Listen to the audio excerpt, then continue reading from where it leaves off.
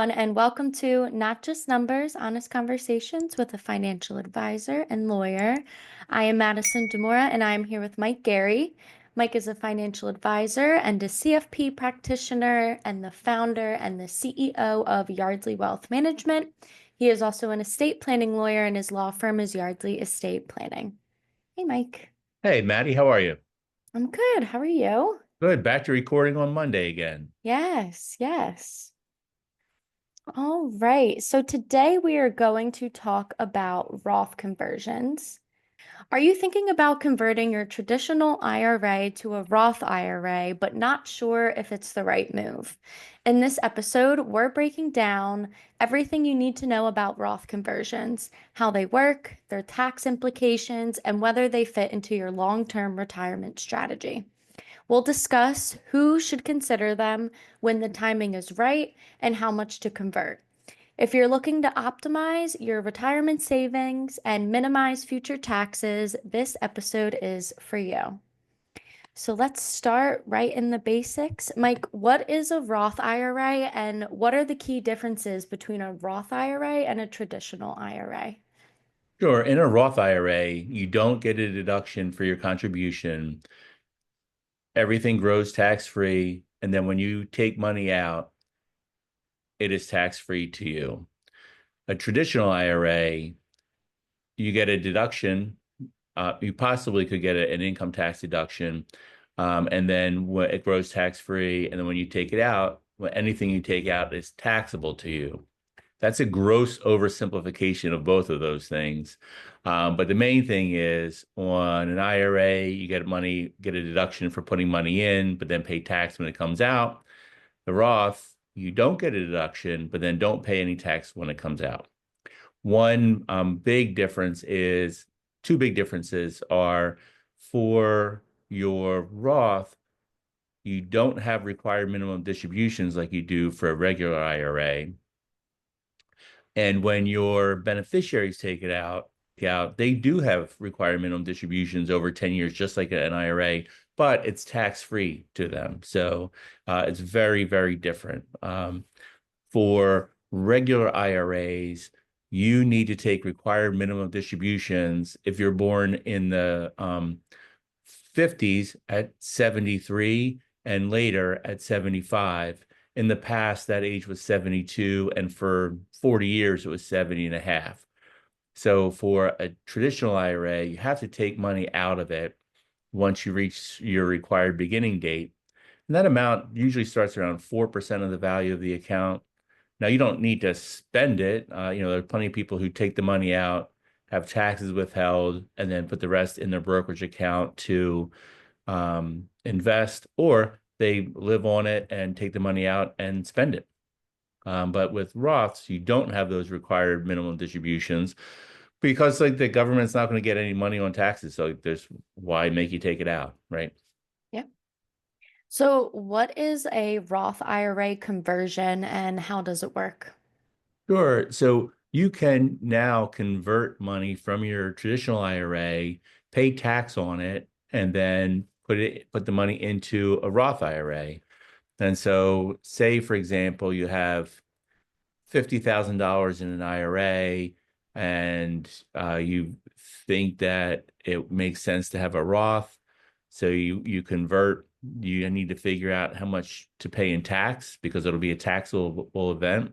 You pay that amount in tax, and then you put the money into your Roth IRA, and then it grows tax-free after that. Okay. So, why should someone do a conversion and who should consider them and who shouldn't? Okay. Well, one of the things is you need to pay the tax, right? And so it really doesn't make sense to pay the tax from the amount that you're converting, right? So you don't want to take money from your IRA for the conversion and then more money for the tax, because then that money that you're taking out for the tax will be taxable, right? So you shouldn't do a Roth conversion unless you have the money to pay the taxes, right? From cash, from somewhere outside of that account. You also might not consider a Roth conversion if you have if your money is largely going to charity, because that charity is not going to pay tax. So it doesn't make sense for you to pay tax, and then the charity gets it without tax. But for others, it's something to consider either for most people, either in a low income year, like say you lose your job or you're between jobs, or you've recently retired and your income is going to be lower. It might make sense to take a look to see whether it makes sense to do a Roth conversion. Now, like part of the calculation is, does it make sense for you to do it? Even if you're in a low tax year. So, and what is a low tax year for some people is a high tax year for other people, right? And so, the old advice was always, well, if you're going to pay higher taxes in retirement than you're paying now, then or the same, it might make sense to convert, and that probably makes sense. Um, a lot of accountants will say it makes sense to convert enough to fill either your 22% marginal income tax bracket or even your 24% marginal income tax bracket. So whatever income you are at, excuse me, and it would be amount to bring it up to that marginal tax bracket, which could be a small amount or a large amount depending on how far you are from that bracket. um, but I don't know if I think that advice is more or less for high earners. Like if you're not a real high earner, you might not ever pay in the 22% bracket, so it wouldn't make sense to pay all that tax now for something that you're not going to meet in the future.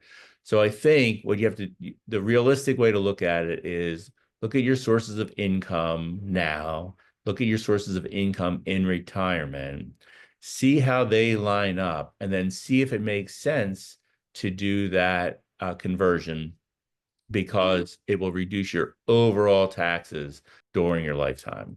There's one thing that people do sometimes that it's not necessarily makes sense for them, but sometimes they'll do Roth conversions because their children are in a higher bracket. Beneficiaries who are not spouses can no longer stretch out their required minimum distributions over their anticipated lifetime. They have to take it out more or less within 10 years of when the person with the IRA dies. And so if you are retired and you're not in a high tax bracket and you're taking out your IRA and everything seems fine, but you have a child who is in the highest bracket and looks like they're always going to be in the highest bracket, well, maybe it might make sense to save money for your child by you converting and paying some taxes. I don't know if that's something I would do, but we've had people talk about that and they do that. We also have a client who a long time ago did Roth conversions as a gift for his child. It's like, I'll pay the tax on it, so when my daughter gets the money, it's tax free to her. And he did those conversions a long time ago, and that money's a lot more than it was then. So it'd probably be worthwhile. I'm sure his daughter will really appreciate it. Yeah, yeah, I'm sure. I'm sure. So when should you convert them? I think for most people, it winds up being like in your 60s. So there are other situations where it might make sense. Like again, like if you lose your job or you go through an extended period of unemployment and your income is really low one year, it might make sense. But ordinarily, it's something to do as you get close to actually retiring, and then like and being in retirement, and then you know after 70, it probably makes less sense for people because by then you'll be taking your Social Security. If you're married, your spouse might be taking her Social Security. Your required minimum distributions are coming up really soon. So it starts to make less sense once you turn 70. Okay. How much should you convert? Really, it depends on like the balance in your accounts and like the taxability, right? So when we talked earlier about going up to like the 22% bracket or the 24% bracket, like that might be the limit for you. Like I wouldn't say convert everything and pay, 37% tax on the last $1 million of it. Like that wouldn't make sense. But it really comes down to not increasing your current taxes so much that the Roth can't make sense for you? It's a really hard thing to answer without like looking at somebody's situation. So what I'd say is, if you're thinking about it and it's a normal tax year for you, um, unless you are in a pretty low tax bracket and you think taxes are going to be much higher in retirement, there's a good chance it doesn't make sense. But if you are retired and you're not taking a lot of money from your IRAs, then it often does seem to make sense. And so what I'd say is look at what your taxes were last year, make an estimate on how much you'll pay this year.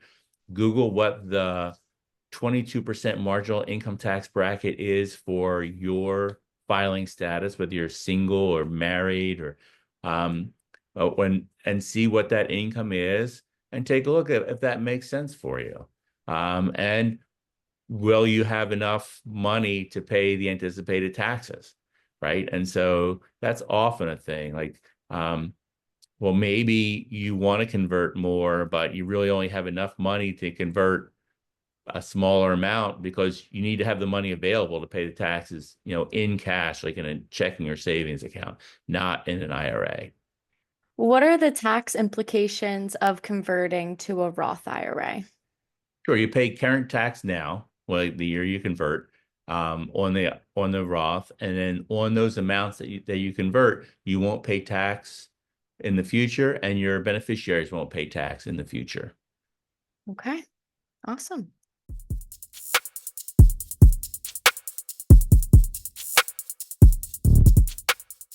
We're thrilled to have Tim and Suzanne Foster, the dynamic husband and wife duo behind T. Foster & Co., a fine jewelry company known for their exquisite design and commitment to quality craftsmanship. With Tim's extensive background in jewelry design, including mentorship under a framed Van Cleef and Arpels designer, and Suzanne's expertise in revolutionizing production and manufacturing processes. They have built a brand celebrated for classical design with a modern flair. Tim and Suzanne, welcome to Not Just Numbers. Thank you. Thank you for having us. Thank you. Yes. Good to be here. It's great. Yeah, it's great to meet you guys. Thanks for coming on board. All right. So, can you share the story of how T. Foster & Co. was founded and how you both came together as a husband and wife team?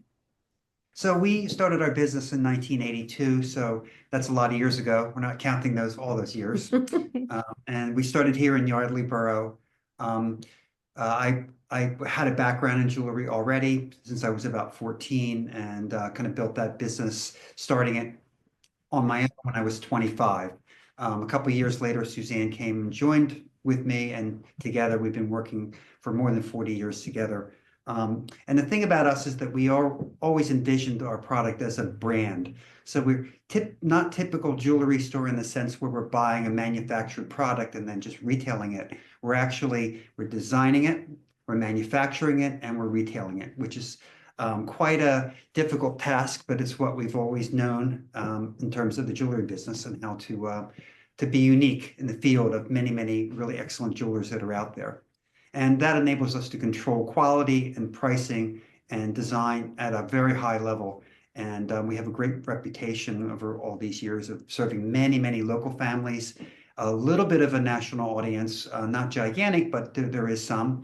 And we just try to be progressive and move our business ahead constantly with new technology. I also have a lot of background in valuation, and I know this is a financial site that we're doing here. It's kind of a financial background, and I just want to point out we may talk a little bit about the valuation side. I have a lot of credentials in terms of appraising work, which I've done. And in the early years in the 80s, appraising was very important for us because our business was smaller. So services were part of what we were doing. So we can speak to that a little bit today in terms of how jewelry is valued, whether jewelry is a great investment, all the things that might interest your listeners in particular. So give Suzanne a chance to say a few things. All right. Well, just about how we came together as a team. We met our freshman year in college, and pretty much we're a couple since then. We did two amazing things in 1982. That was the year we got married. It was the year we opened our business. I did have a position at a bank that I was working at for several years until we could sort of get things going and get on our feet. And when I was able to quit that and join this business, I don't think I ever looked back. It's been a fascinating business. Our clientele is amazing. The product is amazing. We have a lot of fun with what we do because we are the designers. And I am the person who's the techie. I'm the person who works with our team of jewelers to get the fabrication completed. And so it's been a really rewarding and wonderful experience, and working with the best person on the planet. So that helps. Oh, We that's love great to hear.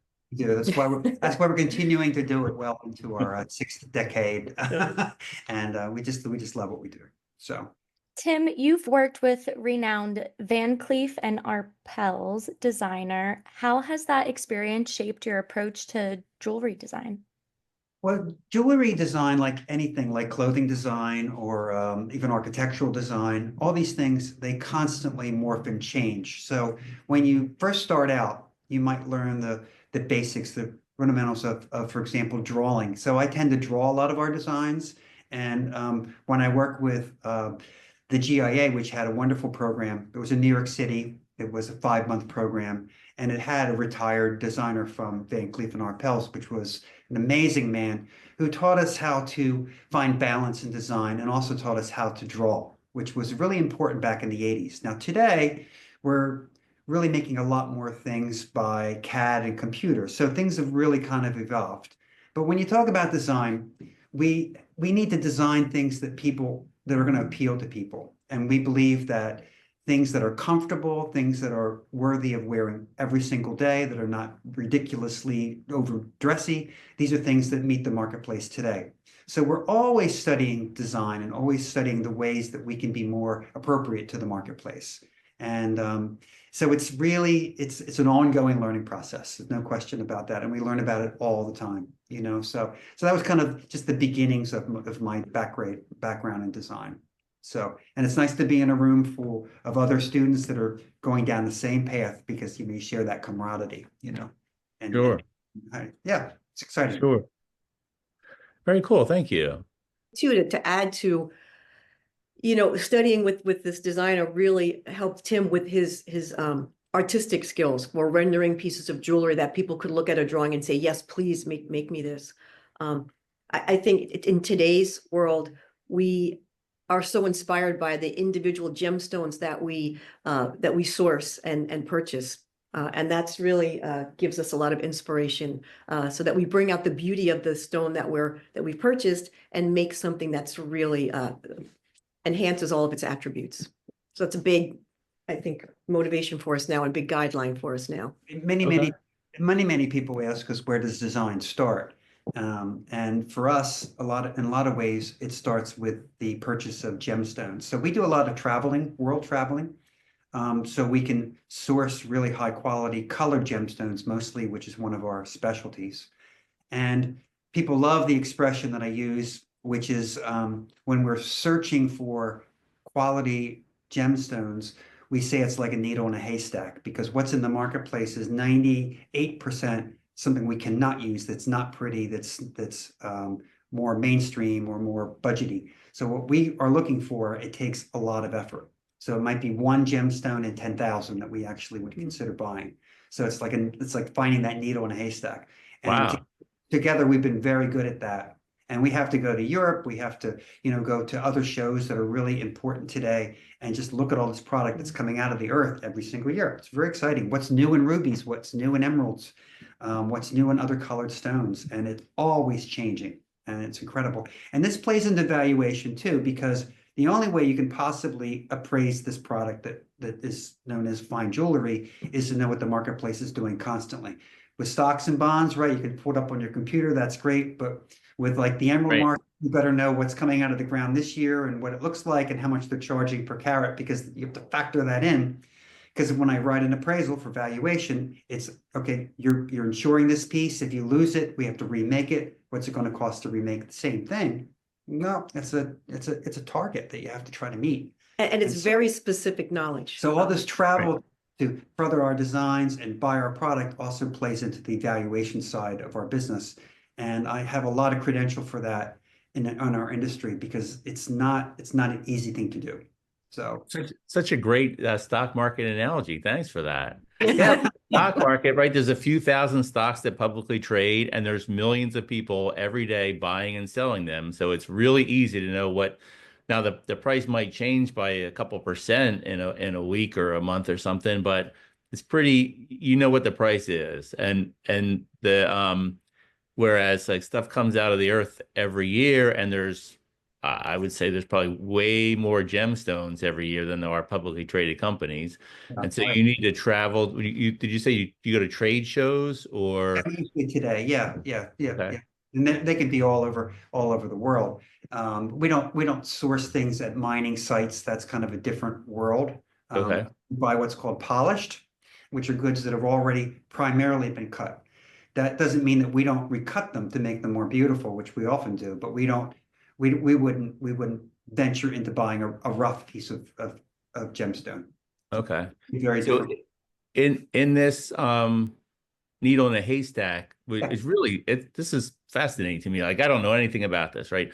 So are there certain like shows or dealers that you've worked with in the past where you know the kind of product that they're going to have and you or do you or is like every year or month like, oh well, this is happening in Paris, so we have to go here. Like how do you figure that out? How do you know what you need and then go and try to source it? That's a good question. So we typically go to 2 trade shows a year because we have to time this so that when we buy our loose material, we have time to come up with our Right. designs and fabricate it and put it in our store for certain holidays. So we go to two.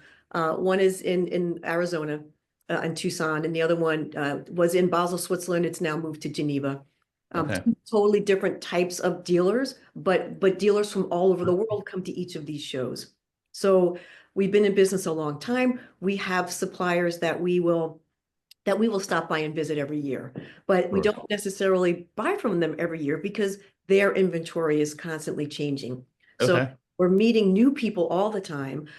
So the arena is a showcase with all these beautiful gemstones laid out, and there's one after another.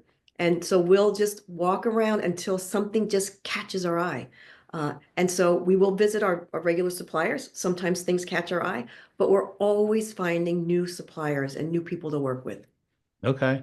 And what kind of scale is this? Like, are you looking for, I don't know, 10 gems a year or like 1,000? Like how hard is this process? It's Well, one thing the one thing is about sourcing what we want, and then the other thing is about the negotiations in terms of price. So on sure. stocks and bonds, where there's not a whole lot of negotiation because of the market price, it could be a $25,000 ruby that we say, well, it's perfect for us, but it's only perfect for us at 15,000. So at one show, we may be able to spend quite a bit of money. We have been to shows where we're unable to buy very little. Okay. And that leads me to where we are right now. Our industry is in an incredibly difficult position because following COVID, the years of COVID, mining sites have shut down. There's been less material on the market. What is on the market has been priced up and up and up. It's been a very, very difficult market to buy in right now. It's the Okay. hardest market I've ever seen in my entire career. There's no question. It does showing some signs of getting a little bit better, but it's just that the supply line has been so dramatically changed. Yeah. So we go to some of these shows and everything's ridiculously priced and there's no negotiation because there's not a follow-up of material coming into the pipeline. Okay. That's a real problem. So, and Yeah. that's just, I could talk about that subject for 10 minutes. And I'm not going to, but I mean, it's Yeah. the biggest difficulty we're seeing in the industry. Yeah. And So one of the purposes of this podcast, right, is for us to talk with local, mostly Yardley business owners, so they can tell a little bit about their story. I love this town we moved to 20 years ago, and want to help promote. And you have an issue there, right, that has nothing to do with like Tim and Suzanne. That is a giant issue for your industry that you have to try to deal with, and pivot and. Yeah, and a lot of people probably don't know that you're dealing with that. I mean, people might understand when you say, "Oh, there have been some effects, since COVID," but like if you go to places and the inventory is much more limited than it had been, and the prices are way higher. That has I would have to think, a gigantic impact on your business. Even after 40 years of running a great business, you still have things to confront with in the world. It's hard. So the benefit of being a small business in town and being in business for so many years is that, of course, over the years, we've accumulated a vast amount of fabulous jewelry that's here in our store from stones we have bought over the years.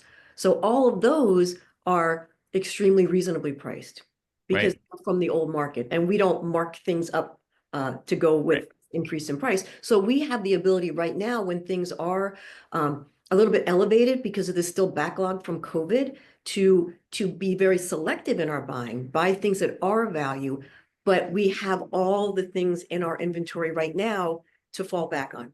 That's reasonably priced. So we can wait this period out and wait till prices stabilize or drop. And so we're in a really advantageous position that I think really, suits the town and suits our small business. Oh, yeah. Very good.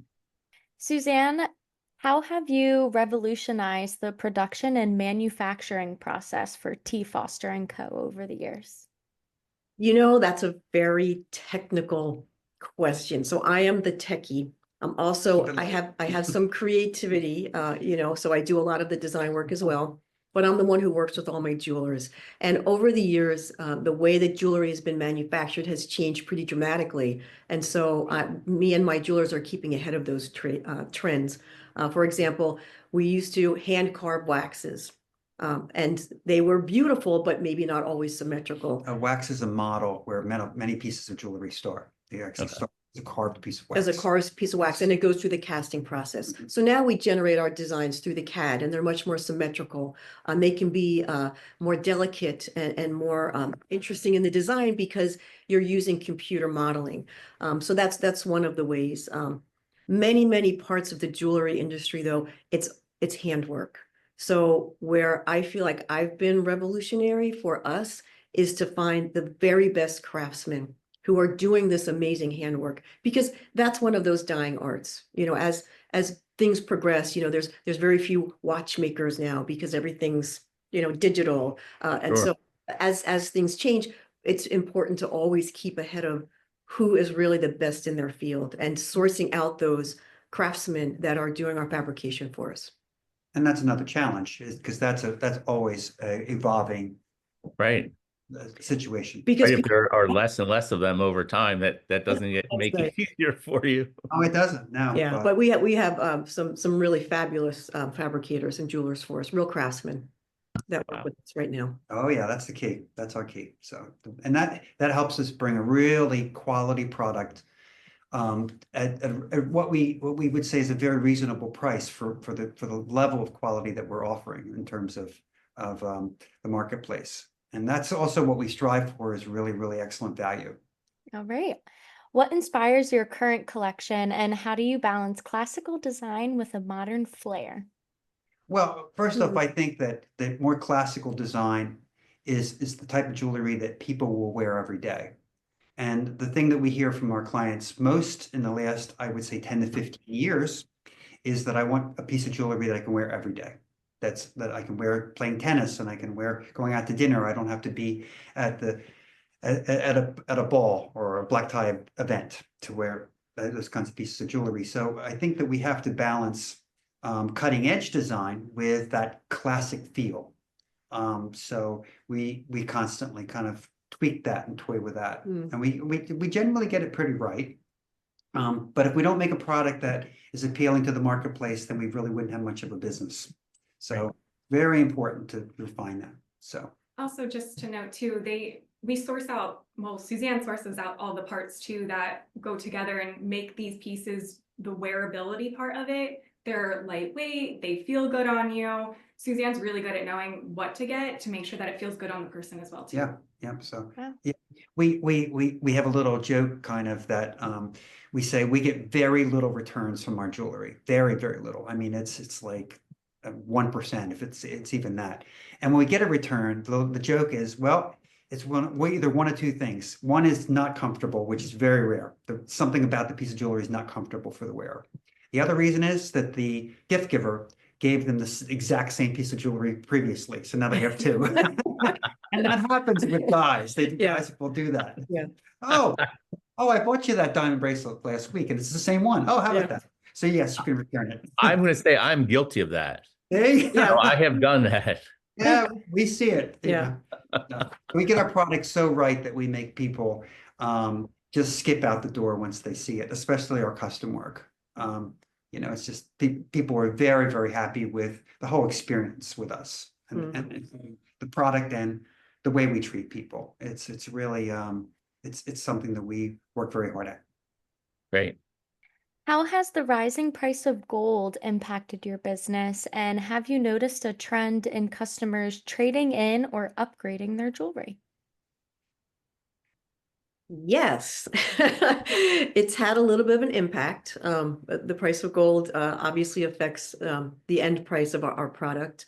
But by the same token, most people have jewelry in their jewelry box that they don't wear anymore. It's either out of date, or they inherited it and it's not their style, or it's just something that it's just not appropriate for them anymore. So this helps offset the increased price of gold because they can trade these items in. And there are very few jewelers in the area that have that ability to evaluate the trades, give them a good fair value for it, and then be able to process those trades and then create a new piece of jewelry. So I think that's one of the things that truly makes our business unique. We encourage trades. It's been very vibrant, especially with the market. People are getting top dollar for their trades. They're paying a little bit more for the jewelry too, but that sort of balances itself out. And that's that's the valuation side of our business that's so valuable, is that we in-house we have the technical ability to value. Regarding trades, valuation plays a really, really big part. And that's something that we can do with our expertise in-house, which sets us apart as well. See, valuation isn't simply something that you plop a piece of gold on a scale and say this is its value in gold. Of course, anybody can be taught to do that. Valuation is about what's the value of the gemstones that might be traded, or the diamonds, or maybe even a saleable piece of jewelry that shouldn't be taken apart. That's the skill that we bring. And this is the really interesting part, is I think there's an offsetting effect with the price of gold. Now, price of gold is approximately $3,000 an ounce, very close to that. That's a crazy, crazy price. And everybody in our industry sees that. That makes our product certainly much more expensive at the end of the day. But if someone's trading something in as simple as maybe a couple wedding bands, it can be hundreds and hundreds and hundreds of dollars. It's showing that it's offsetting that difference in the gold price. So your your trade's worth so much more money that it kind of incentivizes the purchase because it offsets the high prices. So we're kind of seeing it right on both sides. And some of the trades are like incredible. I mean, it's not unusual for us to see a $30,000 trade. Wow. Not. And we've had it well above that point. The average trade we see, I would say 3,000 to 5,000. That's the average trade. And it's usually a couple broken chains and a couple old wedding bands and an ugly piece of jewelry from the 1960s, let's just say. So that's driving that. It's helping that offset. Yeah. And there's another aspect of that too. People will come in with jewelry that isn't really saleable, and that's one sort of value, but they'll come in with other pieces that maybe have beautiful components, a beautiful diamond, a great colored stone that maybe just needs to be polishing and to be reset. So we're also redesigning people's heirloom pieces and sentimental pieces. So we're keeping the part that is beautiful and we're repurposing the rest of it to create a brand new setting for them. And that's also a real trend in our marketplace, that people are bringing things in and we're just redesigning and reimagining what they have and taking the bits that they don't want and using that as the trade. This all sounds like so nice and practical. Yes, it's very practical. It's very and it's really a win-win for our clients, because we've had people pick out a fabulous piece of jewelry and walk away with no out-of-pocket expense with their trades. But when we redesign something, it's one of the most challenging and fun things that we do.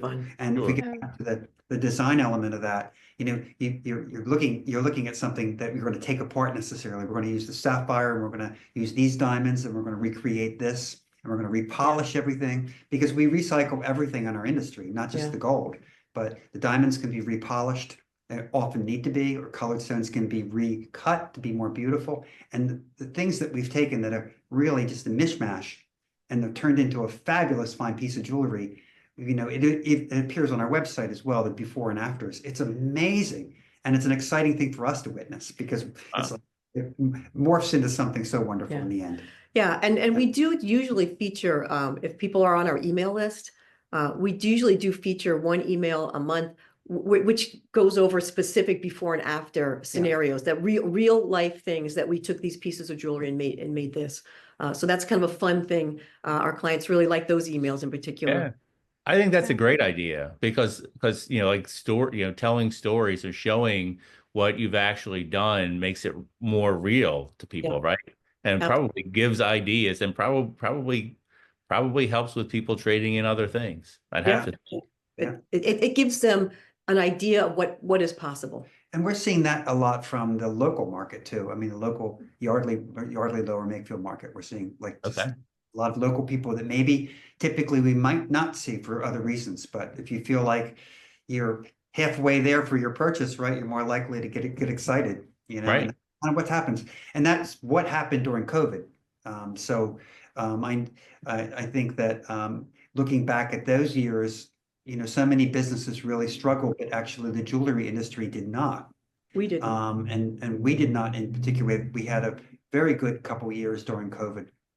We were already kind of appointment based anyway, as we are today, but people had the time to think about what they could trade. They had the time to think about making something custom, and they just explored it. And we were very busy. So I think appointment based makes a lot of sense. Could you explain like why you made that pivot and what exactly that means? Like how do people see you at T Foster now? So I think the appointment-based idea, it came coincidentally, probably around 2018, when we purchased or renovated the building that we're in now, 7 West Afton Avenue, to set up 2 private showrooms and then a separate reception area to greet people. The idea really was to be able to dedicate everything that we're talking about to one person without interruption.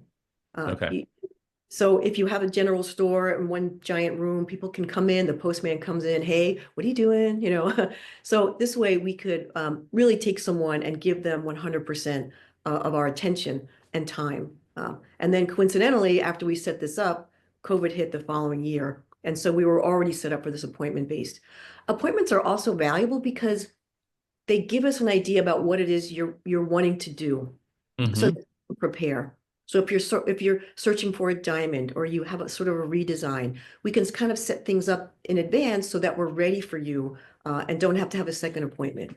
So we can call the client and say, great, you're coming in. This is what you're looking for. Let's be a little bit more specific so I can have things prepared for you. And that's been really great for the client. It saves them, it saves us time. And it's really personal. It's really one-on-one. I was just thinking about it, and outside really of homes, cars, and educations, jewelry is probably like the next most expensive thing for most people. And then most people probably don't buy it all that often or a lot, and so it's a big deal for them, right? So it should be something where you take the time and you schedule an appointment, right? Like it just makes a lot of sense. We think it does, and it's really worked out great for our clients as well, because they know when they come in, they're going to get us exclusively, and they're going to get the attention that they need. Right. You're not going to answer 10 phone calls and open up 3 cabinets for other people. Like, yeah, it makes a lot of sense. It's much more efficient for everybody. That's for sure. You know, most people locally will know the Pretty Bird coffee building. And of course, that was our retail store for 19 years before we moved here. And that was more of a typical retail operation. But I'll tell you, we had a private showroom within that showroom, and it was the most popular room in the whole store. So I told us something, you know, about privacy and about one-on-one. So that's great. Yes. That's great. All right. With over 30,000 designs created, do you guys have a personal favorite piece or a memorable story behind one? Tiger Woods, what is his favorite golf club? Do you know what his answer is? All of them. all of his clubs are his favorite. So when you ask us a question like that, it's almost, we've made such amazing pieces of jewelry over the years that there are many favorites, and each one has a story behind it. So of the 30,000 pieces we've created, there's probably 10,000 that are super amazing that have a story. Well, I'll tell you something that you'll find very interesting and entertaining. So I had a concept, and I worked on this recently. So we have the Michener Museum in Doylestown, as you know, Sure. right? And so kind of part of that museum specializes in local craftspeople over the years. So I had a concept that we would have like a jewelry retrospective of our work over 40 years. And I spoke to the curator about this, and it's certainly something that's possible. And it led me to believe that it wouldn't be things that would be from our stock. I would go back to the archives and I'd call up Mr. Smith and Mrs. Jones and Mr. Bainbridge, and I would say, hey, we made this fabulous necklace for you. Can you loan it to us for the museum opening? So it led me to that thinking process. Where were some of my favorite big pieces that we made over the years? And I made a nice long list. And, maybe one day we'll actually do that. But there are certainly pieces that stuck in our head that were just amazing to make, that were so beautiful. And we get to see them once in a while. Somebody will come in, maybe they haven't even seen them in 25 years. It's like incredible. And they come in, they're a little bit older, as we are. And they say, here's my piece of jewelry. And of course, it looks as brand new as the day we made it. Yeah. And it's so nice to see a piece like that. And you're like, wow, and we remember every piece. There's no question. Sure. And I throw out that number 30,000 pieces, but it could be 50,000. It could be it's so difficult. We have an archival system today set up that, ultimately we'll give those archives to a museum like Michener just to put them somewhere. So hundreds of years from now, people will be able to research our product, because everything we make is signed. Everything is then recorded in our archives. But that's typical fine jewelry. I mean, you can trace most pieces. Yeah. I thought the question was almost like, tell us which of your children is your favorite, like which of your 30,000 design pieces. Well, that's easy. Yeah, William's my favorite child. Yeah. My only child. He's our only one. That's easy. All right. What advice would you give to someone considering their first fine jewelry purchase or custom design experience? Well, the thing that we preach, which really comes out in so many positive ways, is that we preach quality.